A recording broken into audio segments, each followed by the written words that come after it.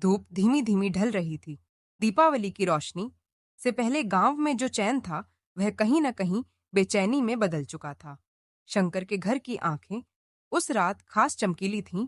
दिए, रंगोली और चमकी की हंसी ने गौरी के थके हुए चेहरे पर मुस्कान उगा दी थी। पर शंकर की पीठ के पीछे कोई साया चल रहा था। वह साया वादे का था, राक्षस से किया गया वादा, और उस वादे के भीतर बंधी एक अटपटी सुनहरी वस्तु का स्मरण। राजा भैरव जब राक्षस रूप से मुक्त हुआ था और फिर साधु के सामने विनतापूर्ण आत्म अवलोकन में बैठा था, साधु ने जिस घड़ी का जिक्र किया, सोने की एक घड़ी, वह केवल समय बताने की चीज नहीं थी। उसकी धुरी में, उसकी सुइयों के पीछे एक पुराना बंधन था। किसी ने उसे खोलने की कोशिश की थी और किसी ने उसे बंद किया था। उस युद्धग्रस्त इतिहास में जुड़ी स्मृतियां, अपराध और प्रायश्चित सब घड़ी के भीतर छिपी थीं। राजा ने उन कदमों से घड़ी गांव के बुजुर्ग राजा कोशमेघ की सलाह पर वापस रखी थी, ताकि उसका प्रयोग केवल उसी समय हो जब कोई पुरानी आत्मा मुक्ति की राह चुने। पर जिन चीजों को बंद कर दिया जाता है वे अक्सर किसी कमजोर मोड़ से फिर खुल जाती हैं, और चकियापुर में घड़ी का असर, एक चुपचाप धीरे धीरे फैलता असर, अब गांव की चहलकदमी में एक नन्हा सा फुसफुसाहट बनकर फैलने लगा था। सोनल दीदी वह थी जो गांव के मेल मिलाप की धुरी बनती थी। वह नन्ही सी दुकान चलाती, लोगों की छोटी बड़ी मदद करती और सबका दुख सुख जानने की पुरानी आदत में रही। जब शंकर की वापसी की अफवाह, राजा के आदेश और सफेद लकड़ियों की खबर एक साथ मिली, तो सोनल दीदी के मन में एक अजीब सी जिज्ञासा उठी। और समझिए कि जिज्ञासा गांव के लिए दया से ज्यादा खतरनाक हो सकती है। सोनल दीदी ने रात के आखिर में शंकर को बुलाया। वे मिट्टी की मोमबत्तियों के बुझते सी प्रकाश में बैठी थीं, और शंकर के चेहरे पर वही सन्नाटा था जो उसने जंगल से लौटकर दिखाई थी। शंकर बेटा, तुम्हारे आंसू और तुम्हारी हंसी दोनों मैंने देख ली है। बताओ तो सही, जो तुमने कहा था वह सच है ना? राक्षस सच में था? शंकर ने धीरे सा सिर हिलाया। उसका हाथ थर थर कर उठा और उसने अपनी थैली से वह छोटा सा धातु खोखला सा टुकड़ा दिखाया। राजा ने उसे सौंपा था। वह एक घड़ी का टुकड़ा ही था, पूरा नहीं। शंकर ने कहा, मैंने पूरा नहीं देखा। राजा ने कहा कि यह उनकी वंश परंपरा है। पर जब साधु ने कहा कि यह घड़ी बंधन वाली है, तब मेरे भीतर भी कुछ उठा। मैं समझ नहीं पाया।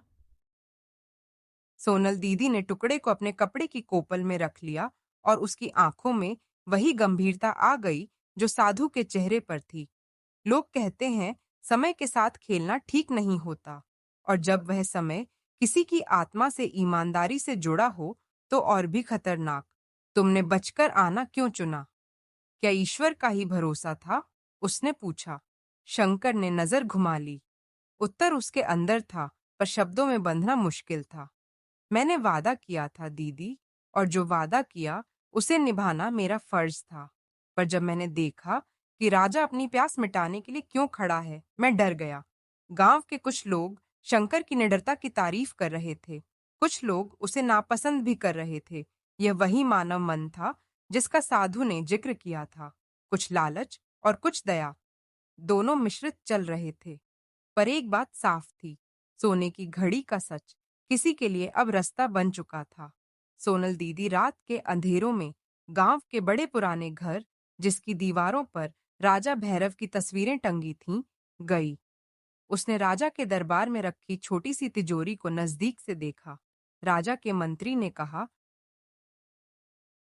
घड़ी का पूरा इतिहास एक भयावह घटना से जुड़ा है। राजा भैरव के पिता ने 1 वर्ष पहले उसी जंगल के बीचों बीच एक पूजा कराई थी और उसी पूजा में किसी साधु की तपस्या भंग हुई थी। साधु ने श्राप दिया और तभी राजा भैरव को सौभाग्य ने बनाए रखा। पर पत्र पन्नों में उस घड़ी का जिक्र आया जो समय को रोकने वाली थी। और जिसने किसी को मोक्ष, किसी को बंधन और किसी को पाप का सामान दे दिया। सोनल दीदी ने तय किया कि वह खुद जाकर उस घड़ी का पता लगाएगी, पर उसने किसी को नहीं बताया। वह जानती थी कि अगर गांव वालों को मालूम पड़ा तो भीड़ की उत्सुकता कहीं न कहीं सब कुछ बिगाड़ सकती थी। सोनल दीदी ने अंतर्ध्यान और अपना कोठा छोड़कर रात में अकेले ही जंगल की ओर चलना ठीक समझा। पर उसकी चाल में भय नहीं था, उसमें नई तरह की जिज्ञासा थी, जैसे कोई कच्चा रेशमी धागा खींचने पर एक बड़ा कपड़ा खुल जाए। जंगल की सीमा पर पहुंचते ही सोनल दीदी ने देखा कि फिजा बदल चुका है।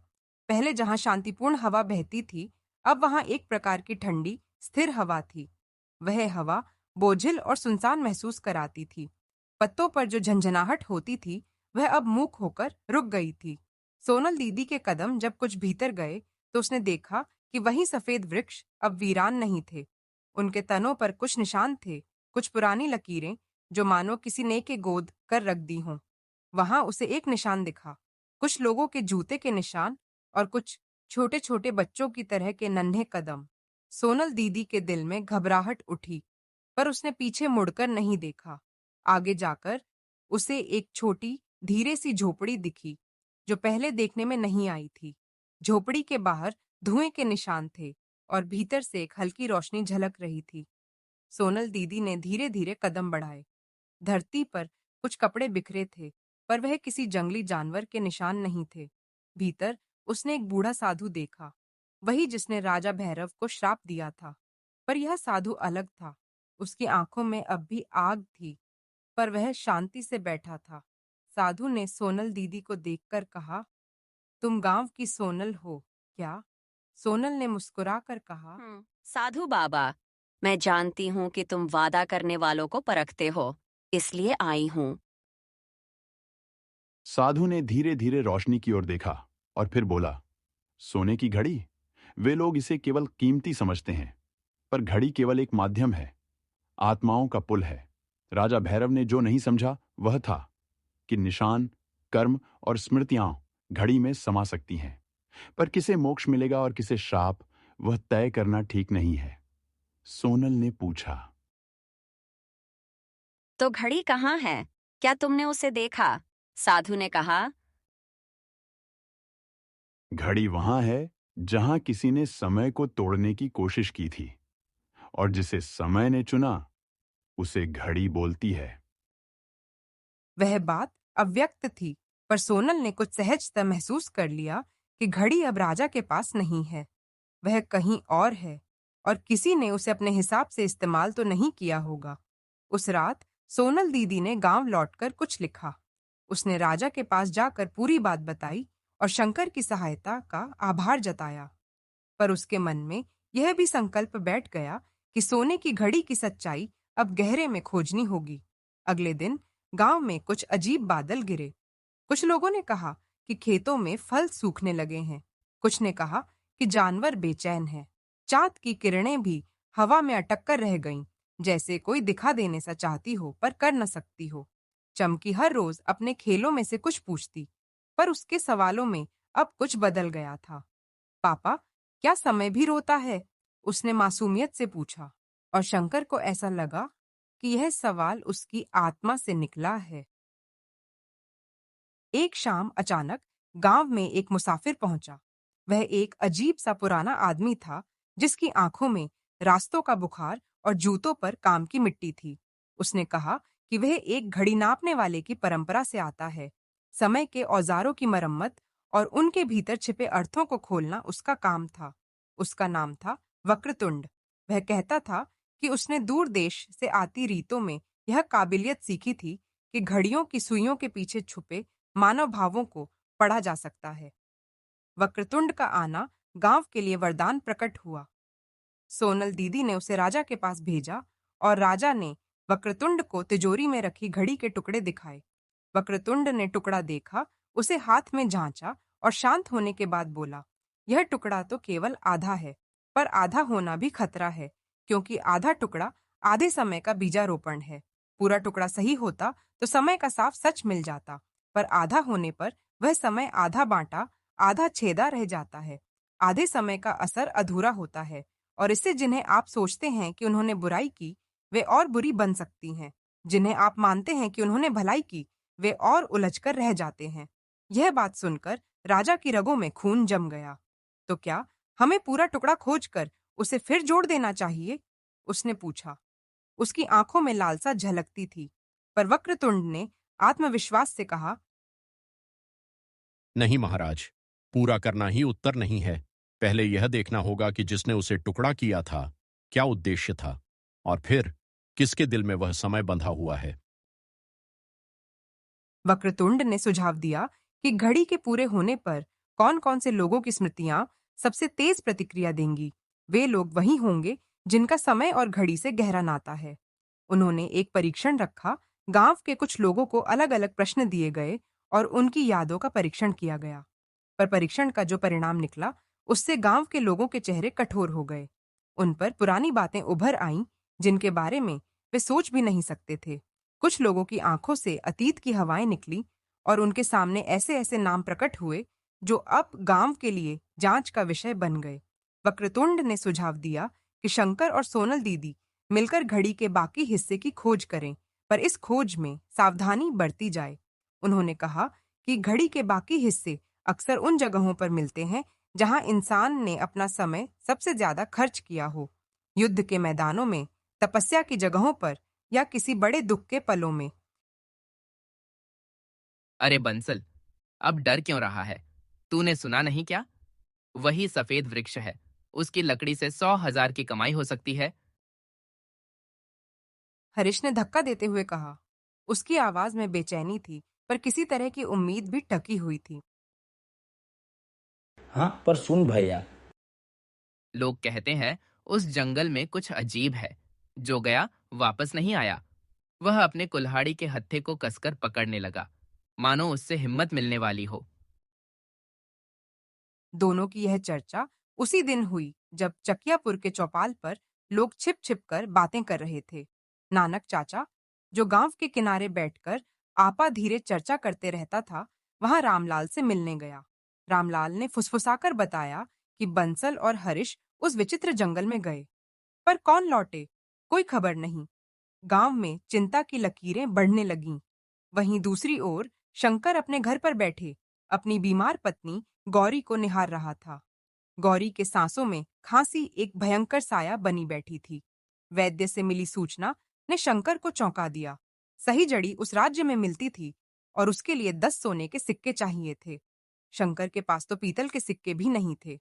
दीपावली निकट थी। उसकी बेटी चमकी की आंखें दियों से जगमगाने की ख्वाहिश कह रही थीं। शंकर के सीने में एक ठंडी आग जली। एक ही रास्ता, विचित्र जंगल जाना और सफेद वृक्ष की लकड़ियां लाना। का रास्ता ठंडा और घना था। शंकर जब पहली बार वहां पहुंचा तो उसने देखा सचमुच चारों ओर सफेद चमकदार वृक्ष खड़े थे। उनकी धार पत्थर जैसी, पर कुछ और भी था। उनमें से निकलती हल्की सी चमक मानो किसी धातु की परछाई हो। शंकर ने एक वृक्ष काटने की ठानी। तभी काला धुआं उठा। धुएं ने आकृति बनाई, एक विशाल राक्षस की प्रवृत्ति, उसकी आंखों में बची हुई आग। अरे! राक्षस ने हंसते हुए कहा। मैं तुम्हें खाऊंगा। शंकर ने हाथ जोड़कर प्रार्थना की। उसने अपनी जरूरत बताई और वादा किया कि दीपावली तक लौट आएगा ताकि राक्षस उसका खून पी सके। राक्षस ने पहले अविश्वास किया, पर शंकर की आंखों में जो सच्चाई और मजबूरी झलक रही थी, उसने राक्षस को परोक्ष कर दिया। आखिरकार राक्षस ने सहमति दे दी, शर्त रखी कि शंकर, तुम्हें दीपावली के बाद लौटकर अपना वचन निभाना होगा। शंकर ने लकड़ियां काटी और अपने सिर पर गठरी बांधकर गांव पहुंचा। लोग चकित रह गए। उसकी लकड़ियां 20 सोने के सिक्कों में बिक गईं। वह नस-नस में राहत महसूस कर लौट आया, पर किसी को नहीं बताया कि उसने किससे वादा किया था। गांव में खुशियां लौट आईं। गौरी का इलाज हुआ। वह धीरे-धीरे ठीक होने लगी। शंकर ने दीपावली के लिए पैसे जमा कर दिए। चमकी की आंखें फिर से जिंदादिल हो उठीं, पर शंकर के अंदर एक दबा हुआ भय हर रोज बढ़ रहा था। वादा। और उसी समय राजा सूरज ने शंकर को दरबार में बुलाया और कहा, लकड़हारे हमने एक पिता का सपना आया था, उस विचित्र जंगल की सफेद लकड़ी से सिंहासन बनवाना। राजा ने 500 सोने के सिक्कों का इनाम दिया, पर शंकर को पता था यह इनाम उसे अंततः राक्षस के पास फिर ले आएगा। उसने फिर भी सच्चा काम किया। 3 बैलगाड़ियां लेकर जंगल गया। वहां वही घना काला धुआं और वही राक्षस। पर अब लोगों की ईर्ष्या, लालच और शंकर के डर के मिश्रण से कहानी आगे बढ़ी। राक्षस ने इस बार शंकर को देखा और कहा कि उसने धोखा किया। पहले आकर रोते हुए कहा और अब इतने पेड़ लेकर आया। शंकर ने फिर से वादा किया दीपावली के बाद लौटने का। राक्षस ने सहमति दे दी और असहनीय तेजी से तीनों बैलगाड़ियों को भरने के लिए वृक्ष उखाड़ना शुरू कर दिया, या शायद वृक्ष अपने आप उठकर बैलगाड़ियों पर आ गए। जो कुछ भी हुआ, शंकर ने वह लकड़ियां राजा को दी और 500 सोने के सिक्के अपने हाथ में लिए। दीपावली की रात आई, घर दियों से जगमगा उठा। शंकर ने अपनी आंखों में छुपे भय को बाहर नहीं आने दिया, लेकिन अगली सुबह उसका मन उसी वादे की तरफ खींचा चला गया। उसने अपने परिवार को चुना, उन्हें आखिरी बार मुस्कुराते देखा और फिर जंगल की ओर चल पड़ा। राक्षस ने उसे पकड़ने के लिए हाथ बढ़ाया, तभी अचानक रंग बिरंगी किरणों की फुहारें फूटीं और राक्षस के बदन पर रंगों की पट्टी फैली। वह धीरे धीरे बदलकर एक बूढ़े राजा में परिवर्तित हो गया। वहां साधु प्रकट हुआ और कहा, हर बेशकीमती चीज में एक कहानी भी छिपी होती है। कभी कभी वह कहानी दया और मोक्ष की होती है और कभी कभी वह घड़ी किसी बड़े श्राप का बंधन। शंकर ने घड़ी राजा को सौंप दी, पर घड़ी की चमक उसकी आंखों में तब भी ज्यों की त्यों रही। किसी को क्या पता था कि वही घड़ी आगे चलकर चकियापुर के लिए वरदान और परीक्षा दोनों बनेगी, और सोनल दीदी, जो गांव में सबकी सलीका और प्यार थी, उसी घड़ी से जुड़ी सच्चाई की खोज में उतरने वाली थी।